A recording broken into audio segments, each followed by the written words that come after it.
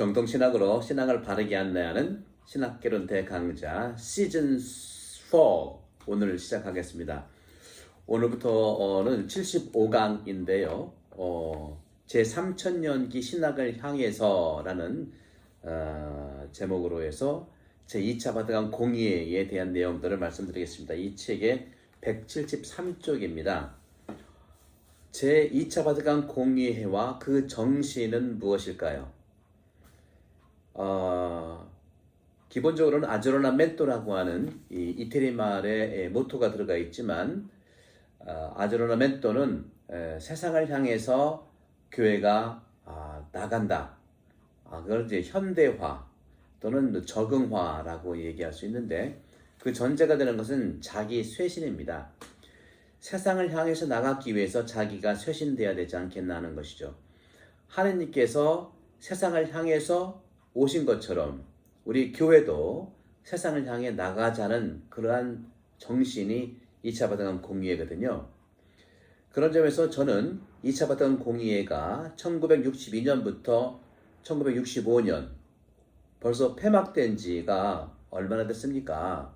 65년이니까 오늘 2021년이고 한 60 시작한 지는 이제 60년 됐고요. 그렇죠? 60년.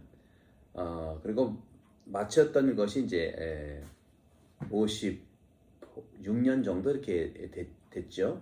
따라서 이런 그 60주년을 맞이해서 이제 내년이 2차 바티칸 공의회 개막 60주년이고 또 폐막 55주년이 되겠죠.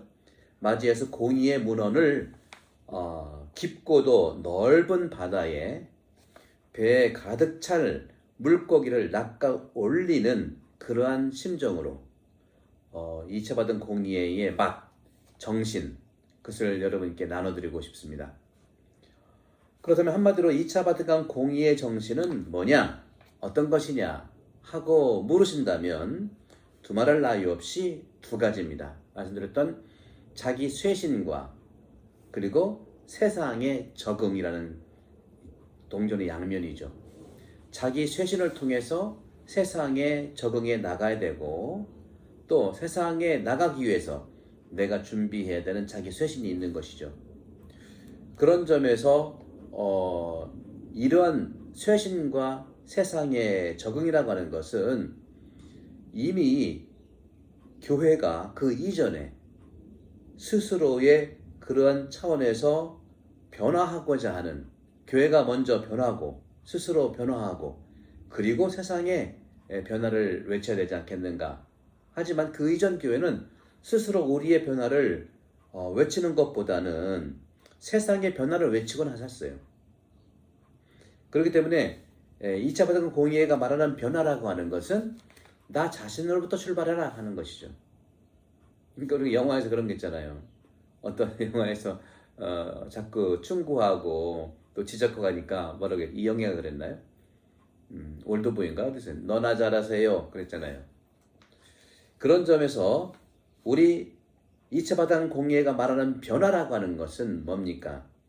자신부터 출발할 때 가능하다는 겁니다.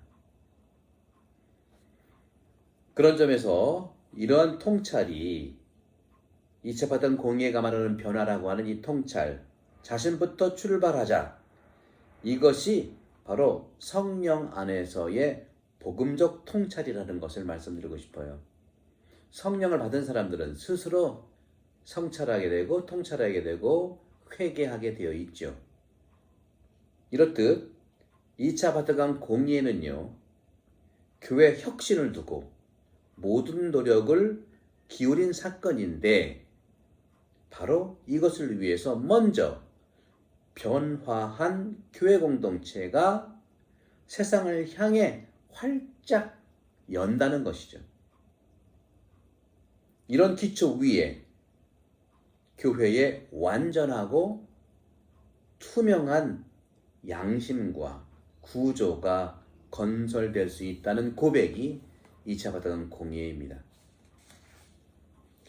2차 바티칸 공의회는요, 1962년 10월 11일 날 그러니까 내년 2022년은 60주년을 맞는 거라 아마 한국에서도 많은 세미나가 있을 수 있겠는데 저도 내년 10월 11일쯤에는 우리 본당에서도 이치받은 공의의 개최 60주년을 맞이해서 어떤 의미 있는 어떤 자기 쇄신의 은총을 바라면서요. 1962년 10월 11일 교황 요한 23세에 의해서 개최되었습니다. 그런데 요한 23세 교황님께서 돌아가신 다음에 그것을 계승한 교황 바오로 6세는 두 번째 회기 시작 연설에서 이렇게 말씀하셨습니다. 그대로 제가 여러분께 낭독해 드릴게요. 교황 바오로 6세의 연설입니다. 이 공의회의 주요 목적은 첫째, 세상에 대한 교회의 인식 변화다. 세상을 향해서 이제는 교회도 인식이 변화된다는 것이죠. 세상은 썩었고 교회는 거룩하고 이런 것이 아니에요. 그래서 세상 전체가 교회의 하느님 나라라고 봐야 된다는 것이죠. 따라서 세상에 대한 교회의 인식 변화가 첫 번째고요. 둘째는 투명한 교회 건설입니다. 교회가 투명해야 돼요. 겉다르고 속다르면 안 되죠. 투명해야 됩니다. 셋째는 모든 그리스도교 신자들을 하나로 재구성하는 친교 공동체의 건설입니다. 그동안 교회가 많은 아픔을 겪었잖아요. 그죠? 초세기부터 해서 많은 이단과 열교들 그러면서 그리스도교가 형성되어 왔고 또 중세 천년을 지나면서 신중심 사회에서 패스트가 오면서 종교개혁도 일어나고 그렇죠? 그것도 이제 근대 현대까지 오게 되는 그런 부분들 그런 점에서 교회가 참으로 친교 공동체 분열 모습이 아니라 친교 공동체 모습을 살아야 된다는 말씀을 하고 있는 것이죠. 넷째, 현대 세상과 함께 대화하는 교회가 되자. 세상과 대화하는 것이 중요해요. 세상과 고립돼가지고 세상은 틀렸다, 우리는 거룩하다 그런 것이 아니고 세상과 끊임없이 왜? 하느님께서 세상과 대화하고 세상 사람이 됐잖아요. 사람이 되신 거 아닙니까? 그런 점에서 이런 선언들 첫째는 말씀드렸죠. 첫째 목적은 세상에 대한 교회 인식 변화. 두 번째는 투명한 교회 건설. 셋째는 모든 그리스도 신자들이 하나로 재구성되는 친교 공동체 건설. 넷째, 현대 세상과 함께 대화하는 교회. 우리 이 네 가지 세상에 대한 세상 밖에 대한 우리 교우들의 세상에 대한 생각도 변화되어야 되겠고 우리 교회가 정말 있는 그대로 투명해야 되겠고 세 번째로는 모든 그리스도인들이 친교 공동체로 일치를 해야 되겠고 그 다음에 세상과 대화를 해야 되겠고 이 네 가지가 우리 구역에서도 그렇고 단체에서도 그렇고 우리 모든 공동체의 어떤 이처받은 공의의 정신을 품고 있어야 하지 않겠나. 이것은 다른 것이 아니라 예수 그리스도의 복음의 가르침이세요. 그래서 이처받은 공의에는 다른 것이 아니라 초대 교회로 돌아가고 예수님의 복음으로 돌아가자는 차원에서 말씀을 드리는 겁니다. 그렇기 때문에 2차 바득한 공의의 핵심어는 바로 말씀드린 것처럼 자기 쇄신, 투명한 양심교회의 건설, 그렇죠? 세 번째는 그리스도인들의 친교, 세상과의 대화 이렇게 나눌 수 있어요. 네 가지. 자기 쇄신, 투명한 양심의 교회 건설, 그리스도인들의 친교, 세상과의 대화. 이걸 꼭 외워주세요. 저도 이제 기억하겠고 여러분들이 강의를 듣는 것도 중요하지만 요 네 가지를 우리가 품고서 가정에서도 그렇고 우리 그리스도 구역이라든가 단체라든가 사목위원이라든가 각 봉사단체들도 이 네 가지를 기억했으면 좋겠습니다. 다시 말씀드릴게요. 자기 쇄신, 투명한 양심 교회 건설, 그리스도인들의 친교, 세상과의 대화. 네 가지. 자기쇄신, 투명한 양심 교회 건설, 그리스도인들의 친교, 세상과의 대화. 이 네 가지 꼭 기억하시고 외우십시오. 다시 한번 말씀드릴게요. 자기쇄신, 투명한 양심 교회 건설, 그리스도인들의 친교, 그리고 세상과의 대화. 이 네 가지가 상당히 중요한 우리 이체받은 공의의 정신이라는 걸 말씀을 드리겠습니다. 발터 카스퍼 추기경께서는요, 또 이렇게 말씀하셨어요. 제2차 바티칸 공의회가 제시한 개혁 중심의 대상은 바로 교회 자체다. 자기 쇄신이니까 교회 자체가 개혁 대상이 돼야 된다. 우리가 반성하고 우리가 성찰하고, 저부터도 성찰하고요. 사목자, 또 우리 많은 봉사자, 또 특히 책임 있는 사람들의 그런 자기 혁신을 위해서 개혁 중심 대상은 바로 교회 자체, 나 자신이라는 거죠. 이를 위해서 교회의 본질, 그리고 교회 일치와 구조 등을 다시 발견하는 거예요. 그래서 여러분들은 그런 부분에서는 이제 이런 신학적 훈련에 대한 경험이 없기 때문에 생소할 수도 있고요. 그리고 우리가 이체받은 공의의 정신이 이제 60년 돼 가지만 실제로 유럽 교회도 그렇고요. 모든 그리스도교 카톨릭 교회가 이 이체받은 공의의 정신을 온전히 실현하고 있는 그런 모습을 찾아볼 수는 있지만 아직도 더 이런 정신을 살아가야 된다는 과제로 남아 있고요. 이체받은 공의회가 선포됐던 62년부터 65년 그 이후에 서품 받은 교황님이 유일한 프란시스코 교황님이십니다.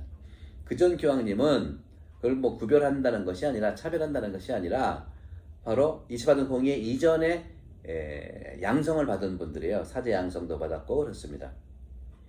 그런데 이 프란시스코 교황님이야말로 이체받은 공의의 정신으로 양성을 받았고, 그것도 예수의 양성을 받았고, 그래서 교황님들 중에서 이체받은 공의의 정신으로 양성받은 사제가 교황님 된 것은 유일한 거기 때문에 이체받은 공의의 정신을 충분히 살아가는 교황님은 프란시스코 교황님이라고 얘기할 수가 있겠습니다.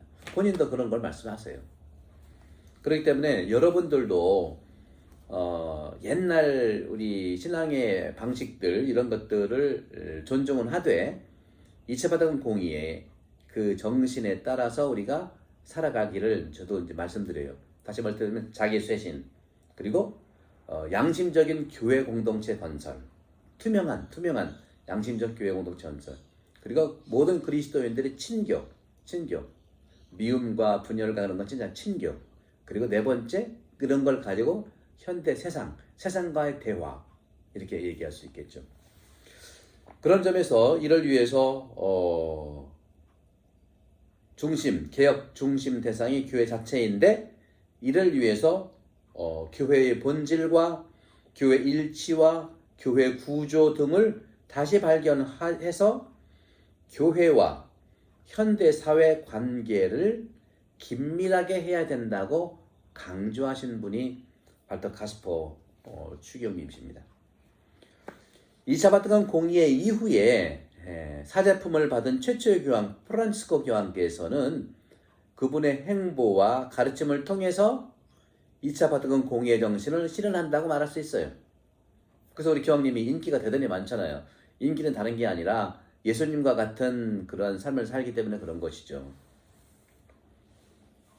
따라서 그렇다면 교회란 무엇이고 그 목적은 어떤 것인가? 교회가 뭐고 목적이 뭐냐 하는 거죠. 교회는 그리스도를 믿고 그분을 세상에 전파하는 사람들이 모인 공동체예요. 그리스도를 믿고 그리스도를 전파하는 사람들이 모인 공동체다. 따라서 교회의 목적은 또한 제2차 바티칸 공의회가 밝히고 있는 바와 같은 거예요. 뭘까요? 오늘날 세상에서 그리스도를 믿는다는 것은 그런 의미, 오늘날 이 세상에서 그리스도를 믿는다는 그 의미, 그리고 그분을 선포한다는 뜻, 이것을 다시 발견하는 거예요. 여러분들, 우리 신앙인들, 신앙생활의 의미가 뭡니까? 예수 그리스도를 믿는다는 의미가 어떤 걸까요? 그리고 말씀하신 것처럼 예수 그리스도를 선포한다는 뜻은 어떤 걸까요? 우리가 많이 깊이 사고해 봐야 돼요. 깊은 사려를 통해서 복음이 내 안에서 움직일 수 있고, 그럼 내가 행복할 수 있고 우리 안에서 친교가 일어납니다. 그런 점에서 우리가 돌아볼 이 부분들 말씀드리고 싶은 거죠. 따라서 이런 부분들에서 저는 이런 말씀을 드리고 싶고, 유튜브가 20분 넘어가면은 이게 좀 업로드 쉽진 않더라고요. 그래서 앞으로는 15분에서 20분 사이에서 이렇게 마무리를 할까 합니다. 오늘 신학개론 대강좌 시즌 4 제3000년기 신학을 향한 제2차 바톤 공의의 정신에 대해서 아주 자세하게 하나하나씩 여러분과 함께 걸어가고자 합니다. 여러분들 기대해 주시고 2차 바톤 공의의 정신과 함께 매일 말씀 5분과 또 제가 많이 업로드하는 것들이 있죠. 주일 복음이라든가 또 예비자 교리도 마찬가지. 예비자 교리도 제가 지금 이제 10강째 이제 올라갈 텐데 11강 올라가는데 여러분 같이 같은 맥락에서 보시면 훨씬 더 이해가 될 수 있다고 생각합니다. 시즌 4 75강 제2차 바톤 공의의 정신에 대해서 오늘은 개념적인 측면을 살짝 말씀드렸고, 다음 시간에 계속해서 세상에 적응한다는 아조르나멘토가 어떤 뜻인지, 그리고 이 아조르나멘토라고 하는 차원에서 자세한 복음적 가치들의 내용을 말씀을 드리도록 하겠습니다. 여러분 감사드리고 구독 많이 이렇게 전파해 주시고 댓글도 남겨주시면 감사하겠습니다. 성부와 성령님께서 여러분 모두를 강복합니다. 감사합니다.